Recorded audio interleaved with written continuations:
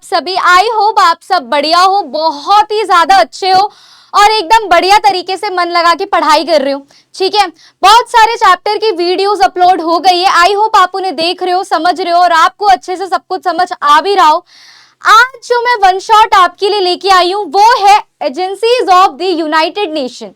भाई इससे पहले भी एक वीडियो अपलोड हुई थी जिसमें मैंने आपको पूरा बताया था कि यूएनओ क्या है ना। देखिए वो वीडियो, देखिए देखिए देखिए, अगर नहीं देखी तो जाकर देखो भाई। कब देखोगे, कब देखोगे, कब पढ़ना शुरू करोगे, है ना।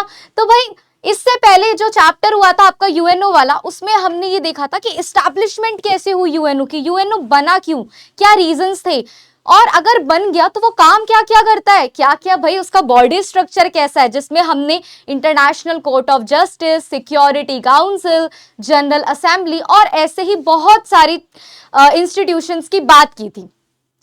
अब आज अगर हम यहाँ पर बात करने वाले हैं तो यहाँ हम बात करने वाले हैं यूएनओ की कुछ बहुत ही ज्यादा इंपॉर्टेंट एजेंसीज की, जो कि यूएनओ के लिए काफी ज्यादा इंपॉर्टेंट होती है और यूएनओ के लिए काम करती है। तो बिना टाइम वेस्ट करे फटाफट से आज के लेक्चर को हम शुरू करते हैं, जहां हमें पढ़ना है Danton agencies of the United nation. एक वन शॉट में पूरे इस चैप्टर को पढ़ लेंगे और बहुत ही ज्यादा कम टाइम में। ठीक है, चलो शुरू करते हैं। टॉपिक्स टू बी कवर्ड में क्या करना है भाई, सिंपल सी बात है, सारी की सारी एजेंसीज को पढ़ना है। कौन कौन सी होता है, सुना है, WHO वर्ल्ड हेल्थ ऑर्गेनाइजेशन सुना है ना, वो पढ़ेंगे इसमें हम। ठीक है, और यूनिसेफ पढ़ेंगे और ILO पढ़ेंगे, ठीक है, FAO पढ़ेंगे, बहुत सारी चीजें हम इसमें पढ़ने वाले हैं। तो भाई अपने आप को एकदम तैयार करके बैठो, क्योंकि इस वाले चैप्टर में जो यूएनओ का एक छोटा सा पार्ट बचा था ना एजेंसीज वाला, वो भी कंप्लीट हो जाएगा। तो कोई इशू, दिक्कत, परेशानी आपको नहीं आएगी। चलो शुरू करें। यस मैम, करते हैं। एजेंसीज ऑफ यूएनओ, ये तो हमें पढ़ना है, लेकिन भाई मैंने आप लोगों को बताया था यूएनओ क्या है। यूएनओ मैंने आपको, अगर आपको याद हो तो मैंने आपको क्या बताया था कि जो भाई यूएनओ है वो कब एस्टेब्लिश हुआ था, सेकेंड वर्ल्ड वॉर के बाद, है ना। मैंने आपको बताया था कि ये सेकेंड वर्ल्ड वॉर के बाद स्टेब्लिश हो गया था। क्यों हुआ था, ताकि भाई हम इंटरनेशनल लेवल पर सभी जितनी भी कंट्रीज है उनके बीच क्या बना सके बेटा, एक पीसफुल रिलेशन बना सके, वर्ल्ड में एक शांति बनाए रख सके, है ना। इसीलिए हमने क्या करा था, यूएनओ की स्टैब्लिशमेंट पढ़ी थी, ये इसीलिए इसे बनाया गया। ठीक है मैम, मैंने आपको ये भी बताया था कि 24 अक्टूबर 1945 को यूएनओ डे मनाया जाता है। कहा जाता है कि इस दिन क्या हुआ, यूएनओ को एस्टैब्लिश किया गया था, तो इसीलिए यूएनओ डे भी 24 अक्टूबर 1945 को मनाया जाता है। राइट, तो इतना अब तक आपको याद होगा। फिर हमने इसमें बहुत सारी चीज पढ़ी थी। क्या क्या पढ़ा था हमने इसमें ये पढ़ा था कि भाई ये इंटरनेशनल लेवल पर बेटा पीस बनाए रखता है, सिक्योरिटी बनाए रखता है, सॉल्व करता है डिस्प्यूट्स को, है ना। अगर दो कंट्री के बीच किसी तरीके के कोई डिस्प्यूट्स वगैरह चल रहे हैं तो ये उनको सॉल्व करने पर काम देता है। जितनी भी कंट्रीज है उन सभी के बीच ये फ्रेंडली रिलेशन बनाता है।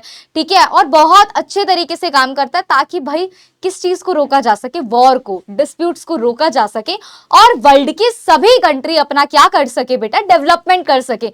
और हमने इसमें क्या क्या पढ़ा था, कुछ इसके फंक्शंस पढ़े थे, लाइक जनरल असेंबली, है ना, security council, international court of justice, है ना। तो ये सारे हमने क्या पढ़े थे, ये सारे हमने इनके कुछ फंक्शंस पढ़े थे। जीए से कंफ्यूज मत होना, आपको पता है जनरल असेंबली, ठीक है, यहां पर इसका मतलब है जनरल असेंबली।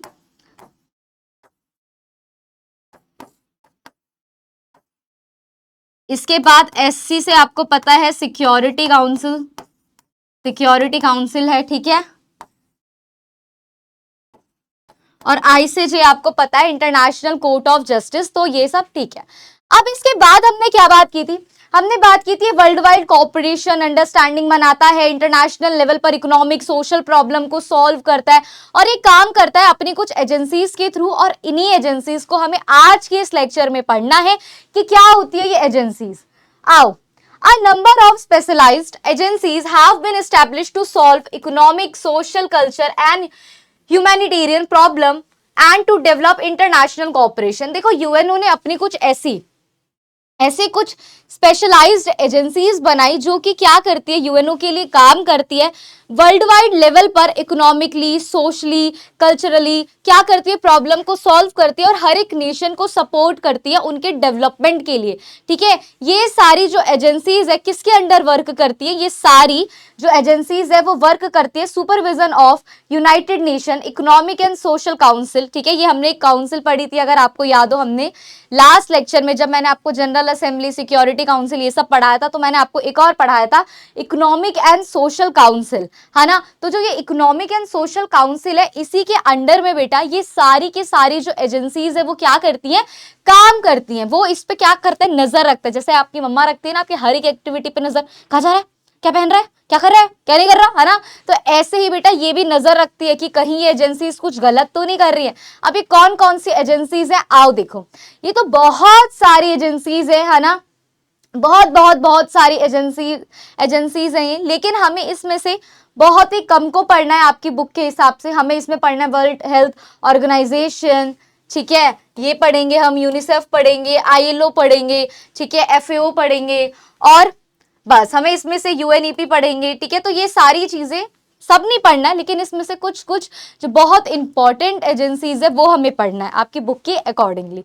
चलो, सबसे पहले हम जो पढ़ने वाले हैं वो है आपका यूनेस्को। ठीक है, क्या है ये, United Nation Educational, Scientific and Cultural Organisation. क्या है इसकी full form, United Nation Educational, Scientific and Cultural Organisation. क्या है ये यूनेस्को, क्या काम करता है बेटा, ये इस्टेब्लिश हुआ था 1946 में। कब हुआ था, फर्स्ट पॉइंट कह रहा है, इसे बनाया कब गया था, 1946 में बनाया गया था। और इसका हेडक्वार्टर कहाँ है, HQ मतलब हेडक्वार्टर, कहां पर है इसका हेडक्वार्टर बेटा, पेरिस में है। क्या काम करता है, believes in collaboration in education, science and culture among different countries. देखो क्या होता है भाई, आज कहीं पे कुछ साइंस एंड टेक्निकल में कोई कंट्री बहुत ज्यादा आगे, कोई बहुत ज्यादा पीछे, तो ये यूनेस्को का क्या काम होता है, ये इंस्टा पे करते हैं ना हम कोलैब, दो लोग मिलके कोलैब करते हैं एक वीडियो पे, तो ऐसे ही भाई इनका क्या काम है, यूनेस्को का क्या काम है बेटा, ये वर्ल्ड वाइड लेवल पर जितनी भी कंट्रीज है उन सबके बीच बेटा साइंस, टेक्नोलॉजी, एजुकेशन का क्या करवाती है, कोलैबोरेशन करवाती है। ठीक है, spend large amount of, third point क्या कह रहा है, spend large amount of money. भाई ये मनी का, यानी कि पैसे का एक बहुत बड़ा अमाउंट, क्या, पैसे का एक बहुत बड़ा अमाउंट कहां लगाते हैं बेटा, एजुकेशन पर लगाते हैं। ठीक है, और किसी साइंटिफिक प्रोजेक्ट पे लगाते हैं। ये कंट्रीज को बेटा एनकरेज करते हैं, किस चीज का एनकरेजमेंट करते हैं, ये इस चीज का एनकरेजमेंट करते हैं कि भैया अगर आप डिफरेंट कंट्रीज हो तो आप अपनी टेक्नोलॉजी को दूसरी कंट्री में शेयर करो, और आपके पास कोई टेक्नोलॉजी है तो आप किसी अदर कंट्री को शेयर करो। तो भैया बिलीव करते हैं टेक्नोलॉजी की एक्सचेंज में, ठीक है, बिटवीन दी टू कंट्रीज। ठीक है, दैट्स इट, ये है आपका यूनेस्को का पार्ट, इतना ही पढ़ना है। ये है आपके लॉन्ग पॉइंट। भाई अगर आपको इन शॉर्ट पॉइंट से नहीं समझ आया तो भाई ये लॉन्ग पॉइंट्स है जो कि मैम आपको हमेशा देती है। यूनाइटेड नेशन की ये फुल फॉर्म जो मैम ने बताई, इसके बाद वही सेम कि 1946 में बना, हेडक्वार्टर पेरिस में है, और इसका मेन काम यही है कि ये डिफरेंट कंट्रीज के बीच बेटा क्या करवाता है, कोलैबोरेशन करवाता है साइंस और टेक्नोलॉजी का।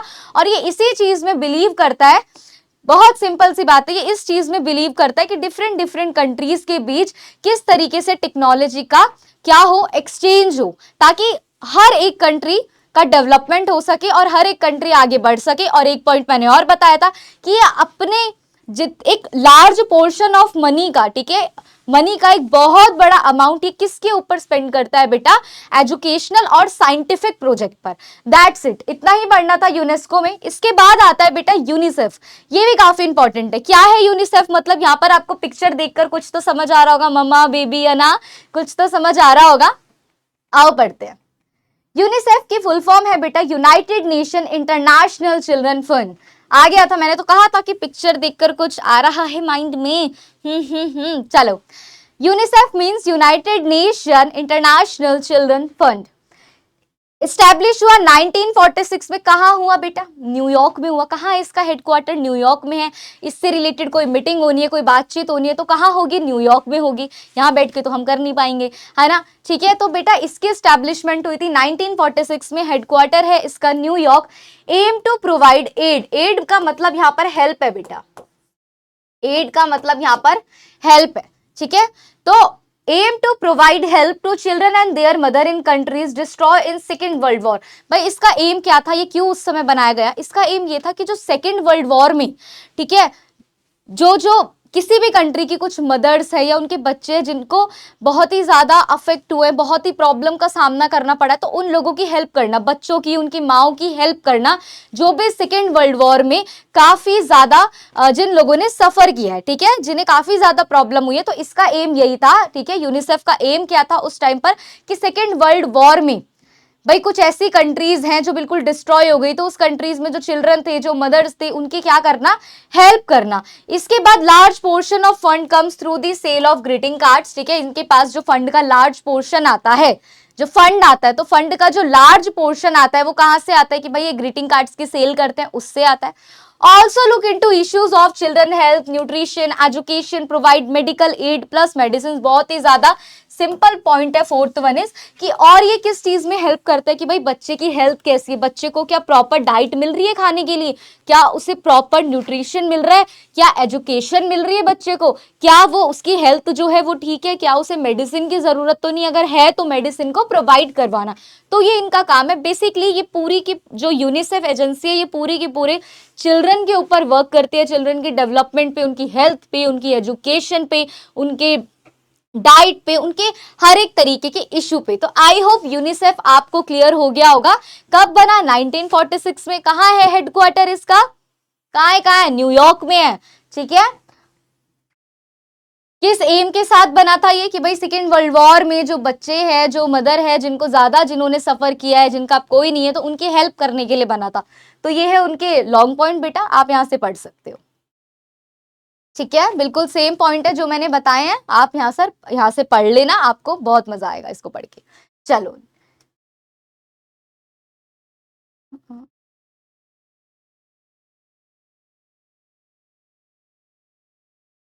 इसके बाद आता है आपका International Labour Organisation. Just a minute, मुझे एक मिनट दो आप। ये क्या रिपीट हो गया? हाँ ये क्या बोलते हैं, रिपीट हो गया ये वाला पेज, तो इस पे कंफ्यूज नहीं होना है, इसे मैं यहाँ पे डिलीट कर देती हूँ। चलो नेक्स्ट है इंटरनेशनल लेबर ऑर्गेनाइजेशन। क्या है ये इंटरनेशनल लेबर ऑर्गेनाइजेशन? आओ जरा पढ़ते हैं, बहुत सिंपल है, बहुत मजेदार है। ILO इंटरनेशनल लेबर ऑर्गेनाइजेशन, भाई इसकी स्टैब्लिशमेंट हुई बेटा 1909 में, ठीक है, 1919 में, सॉरी 1919 में इसकी स्टैब्लिशमेंट हुई। इसका हेडक्वार्टर है बेटा स्विट्जरलैंड के जेनेवा में, ठीक है। इसका काम क्या था कि भाई जो लेबर्स होते, लेबर पता है ना कौन, वर्कर्स, जो मजदूर वगैरह होते हैं, उनकी कंडीशन में किस तरीके से इंप्रूव किया जाए, किस तरीके से इंप्रूवमेंट उनकी कंडीशन में किया जा सकता है, इसके लिए बना था ये ILO, ठीक है। इसके लिए बना था ये इंटरनेशनल लेबर ऑर्गेनाइजेशन कि भाई जो वर्कर्स हैं, जो लेबर है, उनकी कंडीशन में इंप्रूवमेंट की जाए, ठीक है। 1919 में बना। कहां पर है? स्विट्जरलैंड के जेनेवा में है। Set international standard for basic human right and social wellbeing. इन्होंने क्या किया भाई, सिंपल सी बात है कि इंटरनेशनल स्टैंडर्ड्स, ठीक है, कुछ इंटरनेशनल स्टैंडर्ड, कुछ बेसिक स्टैंडर्ड्स बेटा, सिंपल सी बात है कि इन लोगों का काम क्या था कि भाई लोगों को कम से कम, जो ये वर्कर है, उनको कुछ बेसिक राइट्स तो मिलने चाहिए, है ना। तो उनके लिए कुछ बेटा बेसिक राइट्स बना दिए गए, कुछ स्टैंडर्ड बेटा जो है वो मेजर करके रख दिया गया, ठीक है। इसके अलावा सिंपल सी एक बात है कि अटेंशन पे की गई कि भाई जो लेबर्स हैं या जो वुमेन है या जो चिल्ड्रन है, उनको कौन कौन सी प्रॉब्लम देखने को मिल रही है, तो उस प्रॉब्लम को सॉल्व करने पर भी इन लोगों ने क्या किया, काम किया। इसके अलावा ILO decision are not binding but they put moral pressure on government. जरूरी नहीं होता कि ILO जो डिसीजन दे उसको मानना ही पड़े हर कंट्री को, ऐसा बिल्कुल जरूरी नहीं है। बट ये क्या कर सकती है, ये गवर्नमेंट पे मोरल प्रेशर डाल सकती है अपनी बात मनवाने के लिए, ठीक है। तो बेसिकली जो ILO है, इसकी स्टैब्लिशमेंट 1919 में हुई। क्या काम करा इसने, जो भाई वर्किंग कंडीशन है, ठीक है, किसकी, लेबर्स की, उसके इम्प्रूवमेंट की बात करी कि भाई वहां पर क्या हो, इम्प्रूवमेंट हो, ठीक है। कुछ इंटरनेशनल स्टैंडर्ड्स ह्यूमन राइट्स के लिए, उनके बेसिक्स, उन्हें कौन से बेसिक राइट मिलने चाहिए इस चीज पर, या उनके सोशल वेलबींग के लिए क्या किया, काम किया। वुमेन्स, चिल्ड्रन या लेबर, उनकी प्रॉब्लम क्या क्या है, इस और थोड़ा सा अटेंशन किया कि भाई क्या क्या उनकी प्रॉब्लम्स है। इसके अलावा क्या बताया गया है फोर्थ पॉइंट में कि मैंडेटरी नहीं होता कि आप आईएलओ के डिसीजंस को माने किसी कंट्री के लिए, बट ये क्या कर सकती है, ये उस गवर्नमेंट पे मोरल प्रेशर डाल सकती है, जिससे क्या होगा बेटा, जिससे वो गवर्नमेंट उस बारे में सोच सकती है कि हाँ भाई बात तो कुछ है। तो ये उनके कुछ पॉइंट्स हैं, आप इन्हें पढ़ सकते हो। ठीक है, सेम पॉइंट्स है जो मैंने आपको बताए हैं, दैट्स इट। नेक्स्ट आता है आपका World Health Organisation. World Health Organisation क्या है भाई, ये बहुत सुना है और इंपॉर्टेंट भी बहुत है। अगर एग्जाम में किसी एजेंसी के बारे में लिखने को आया तो भाई वर्ल्ड हेल्थ ऑर्गेनाइजेशन के चांसेस सबसे ज्यादा होते हैं। डब्ल्यूएचओ पर अक्सर पूछ लिया जाता है कि भैया क्या है ये, क्यों बनाया गया है। चलो, वर्ल्ड हेल्थ ऑर्गेनाइजेशन अगर इसके स्टार्टेड की बात करूं या ये कब बनी, तो भैया इसकी एस्टेब्लिशमेंट हुई थी 7 अप्रैल 1948 को। ठीक है, जेनेवा में, और जेनेवा में इस दिन वर्ल्ड हेल्थ डे भी मनाया जाता है भाई। 7 जेनेवा में ही नहीं, वर्ल्ड हेल्थ डे की बात करें तो 7 अप्रैल को वर्ल्ड हेल्थ डे भी मनाया जाता है। यहाँ पर ये डबल डबल जेनेवा लिखा है, इसको आप कट कर दीजिए, कोई बात नहीं, राइटिंग मिस्टेक हो गई होगी भैया, हम भी तो इंसान ही हैं। ठीक है, तो एक पेज एक्स्ट्रा आ गया मैम, एक वर्ड एक्स्ट्रा आ गया मैम, है ना, बीच में थोड़ा सा ऐसा हो जा रहा है, कोई बात नहीं। इसकी एस्टैब्लिशमेंट बेटा 7 अप्रैल 1948 को हुई थी। हेडक्वार्टर की बात करें तो भाई जेनेवा में ही है, एच के आगे क्यू भी लगा लेना, हेडक्वार्टर की बात हो रही है। ठीक है, और इसी दिन वर्ल्ड हेल्थ डे भी मनाया जाता है। ठीक है, इंटरनेशनल लेवल पर ये क्या देखता है, ड्रिंकिंग वाटर, ठीक है, कैसा ड्रिंकिंग वाटर है भाई, सबको साफ पानी पीने का मिल रहा है, नहीं मिल रहा है, सैनिटेशन किस तरीके से, मतलब बेसिकली ये काम करता है लोगों की हेल्थ पे। ठीक है, इसके अलावा ये देखता है कि भाई पूरे वर्ल्ड में सबको खाना मिल रहा है, नहीं मिल रहा है, और इसका एम ही यही है कि भाई जो क्या सबसे मेन बात, aim to improve standard of health all over the world. सबसे बड़ा एम इसका क्या है कि भाई जो लोगों की हेल्थ का स्टैंडर्ड है, जो ये लोग बीमार पड़ते हैं, ठीक है, इसको थोड़ा सा ऊपर उठाना कि भाई लोग इतना बीमार ना पड़े, लोगों की जो हेल्थ है वो बहुत ज्यादा बढ़िया रहे, तो लोगों की हेल्थ के स्टैंडर्ड को थोड़ा सा इंप्रूव करना एक इसका एम है।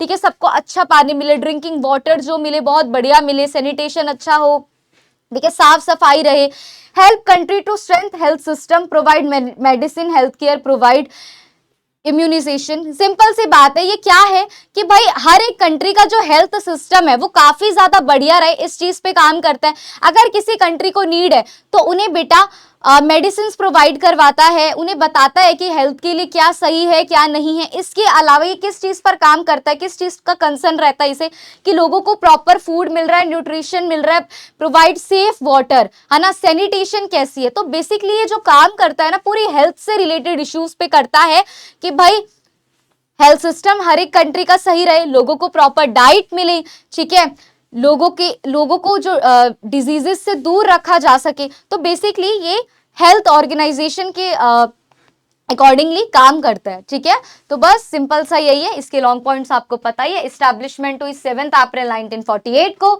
इसे as a World Health Day celebrate भी किया जाता है, जेनेवा में है इसका हेडक्वार्टर। मेन पर्पस यही है कि लोगों का जो ये हेल्थ सिस्टम है, और लोगों का नहीं, यहाँ पूरी कंट्रीज की बात हो रही है, वर्ल्ड की जितनी भी कंट्रीज है वहां के हेल्थ स्टैंडर्ड को थोड़ा सा इंप्रूव करना। और ये बिलीव करता है, ये इस चीज में बिलीव करता है कि good health is a fundamental right of every human being. क्या किस चीज पर बिलीव करता है, ये इस चीज पर बिलीव करता है कि एक अच्छी हेल्थ हर एक इंसान का एक बेसिक फंडामेंटल राइट है। ठीक है, बहुत ही इंपॉर्टेंट है, जो कि बाकी मैंने आपको बताया कि ये हर एक कंट्री को हेल्प करता है प्रोवाइड करवाने में कि भाई आप अपने हेल्थ सिस्टम को किस तरीके से ठीक रख सकते हो, उन्हें मेडिसिन की सप्लाई करवाता है और बाकी भी मेडिकल केयर की सप्लाई करवाता है। ठीक है, किस तरीके से हम मेजर डिजीज के अगेंस्ट उनसे लड़ सकते हैं, तो उसके लिए कुछ ये इंटरनेशनल लेवल पर इम्यूनाइजेशन प्रोग्राम्स वगैरह चलाता है, जिसमें लोगों को पता चल सके कि हम कैसे उन डिजीजेस से लड़ सकते हैं, कैसे अपनी इम्यूनिटी को स्ट्रॉन्ग कर सकते हैं। ठीक है, कंसर्न रहता है proper food, nutrition, safe drinking water, sanitation वगैरह पे, तो ये सब मैं आपको बता चुकी हूं। ठीक है, चलो नेक्स्ट है आपका FAO यानी कि Food and Agriculture Organisation of the United Nation. इसके भी नाम से ही समझ आ गया होगा कि ये किस चीज पे वर्क करने वाला है। आओ जरा देखिए, फूड एंड एग्रीकल्चर ऑर्गेनाइजेशन बेटा 1945 को एस्टैब्लिशमेंट हुई थी, हेडक्वार्टर है रोम में, ठीक है। इसके बाद वर्क करता है डेवलपमेंट पे, किसके डेवलपमेंट में, एग्रीकल्चर, ठीक है, या फॉरेस्ट्री हो गया, इन सब पे क्या करता है, वर्क करता है। इसके साथ साथ एम टू एलिमिनेट हंगर, भाई सिंपल सी बात है, जो ये हंगर, ये भुखमरी फैलती है ना एक बड़े लेवल पर, ठीक है, इसको कम करने पर, इसको बिल्कुल खत्म करने का इसका एम है कि भाई इसको बिल्कुल खत्म कर दिया जाए। और फूड फॉर ऑल का ये क्या कर रहा है, एक प्रोग्राम चला रहा है कि भाई खाना सबको मिल सके, इसीलिए ये एग्रीकल्चर पर वर्क कर रहा है कि और किस तरीके से एग्रीकल्चर को बेहतर बनाया जा सकता है, ठीक है। तो ये इस चीज पर क्या कर रहा है बेटा, वर्क कर रहा है। तो सिंपल सी बात है जो मैंने आपको बताया, अगर फिर से रिवाइज कर ले तो क्या जा रहा है, 1945 को बना, हेडक्वार्टर है रोम में, ठीक है, एग्रीकल्चर डेवलपिंग प्रोग्राम पे काम कर रहा है और एम है कि हंगर को बिल्कुल एलिमिनेट किया जाए। फूड फॉर हेल्थ पर ये जोर दे रहा है कि भैया सबको खाना मिले। नेक्स्ट आता है आपका यूएनडीपी, बहुत ही ये भी इंपॉर्टेंट है, यूनाइटेड नेशन डेवलपमेंट प्रोग्राम, ये भी बहुत ज्यादा इंपॉर्टेंट है बेटा, ठीक है। क्या, UNDP, United Nation Development Programme, क्या है इसमें, इसकी एस्टैब्लिशमेंट बेटा 1965 में हुई, हेडक्वार्टर इसका भी न्यूयॉर्क में है। क्या एम है, एम है बेटा किस चीज को डेवलप करना, कि भाई सिंपल सी बात है, aim at helping developing nation to make better use their resources, improve standard of living, कि भाई हर एक कंट्री में रहने वाले लोगों का जो लिविंग स्टैंडर्ड है उसको थोड़ा सा इंप्रूव करना, ये एम कि भाई हर कंट्री के पास कोई ना कोई रिसोर्स है तो वो उनके पास एक बेस्ट नॉलेज हो कि उन्हें उन रिसोर्सेज को किस तरीके से यूज करना है, बेटर यूज किस तरीके से करना है, ठीक है। इसके अलावा ये लोन्स प्रोवाइड करता है, ठीक है, एनकरेज करता है सेल्फ हेल्प एक्टिविटीज को, पुअर कंट्रीज को, भाई क्या करता है, पुअर कंट्रीज को भाई लोन प्रोवाइड करता है कि अगर उन्हें अपना कोई डेवलपमेंट करना है, उनके पास नहीं है पैसा, तो ये उन्हें लोन प्रोवाइड करता है, ठीक है, उन्हें एनकरेज करता है कि भाई आप अपना डेवलपमेंट कर सकते हो, सेल्फ हेल्प एक्टिविटी करता है पुअर कंट्रीज के लिए। इसके अलावा ये भाई HIV एड्स वगैरह के लिए ग्लोबल प्रोग्राम्स वगैरह कंडक्ट करवाता है ताकि भाई लोगों को इससे अवेयर किया जा सके, ठीक है, और उनकी हेल्प की जा सके। इसके अलावा India benefit from all their agencies, India, भाई इंडिया हर तरीके से बेनिफिशियल है इन एजेंसीज से। दैट्स इट, ये है यूएनडीपी के कुछ लॉन्ग पॉइंट्स जिन्हें आप पढ़ लेंगे। दैट्स खत्म। समरी क्या है भाई, बहुत छोटा सा लेक्चर था, हमने 20-25 मिनट्स में कवर कर लिया हमने क्या क्या पढ़ा है। तो बेसिकली समरी यही है कि हमने पढ़ा यूएनओ, ठीक है, यूएनओ की क्या पढ़ी, एजेंसीज पढ़ी, भाई क्या क्या एजेंसीज हैं, है ना, हमने पढ़ी कि क्या क्या एजेंसीज है, हमने सारी एजेंसीज पढ़ी, यूएनडीपी पढ़ी, ILO पढ़ी, FAO पढ़ी, यूनिसेफ पढ़ी, यूनेस्को पढ़ी, WHO पढ़ी, और हमने ये देखा कि सबका मेनली एक ही काम है। क्या मैम, सबका मेनली काम ये है कि भाई किस तरीके से हर एक नेशन को डेवलप किया जा सके, किस तरीके से भाई लोगों की हेल्थ में, है ना, इंप्रूवमेंट किया जा सके। दैट्स इट, इनका काम है हर एक कंट्री के लोगों के लिए या फिर हर एक कंट्री के डेवलपमेंट के लिए काम करना। तो आई होप आपको ये लेक्चर बहुत ही ज्यादा पसंद आया होगा। हमने हार्डली 20-25 मिनट्स में इस चैप्टर को पूरा कर लिया है। अगर कोई डाउट हो तो नीचे कमेंट सेक्शन में पूछ लेना, और अच्छा लगे तो तारीफ भी कर देना। और जिसने आज से पहले के लेक्चर नहीं देखे हैं बेटा, जाओ, पूरी प्लेलिस्ट होगी यूट्यूब पर, प्लीज अभी से लेक्चर देखना शुरू करो, क्योंकि एग्जाम में अब हार्डली 2 से 3 मंथ्स हैं, तो बाद में एकदम से प्रेशर आए उससे पहले एक एक चैप्टर को की वीडियो देखो, पढ़ो और अपने नोट्स बनाना शुरू कर दो। बाकी तो मैं हूं ना, है ना। चलो, take care, love you gang, bye bye, bye.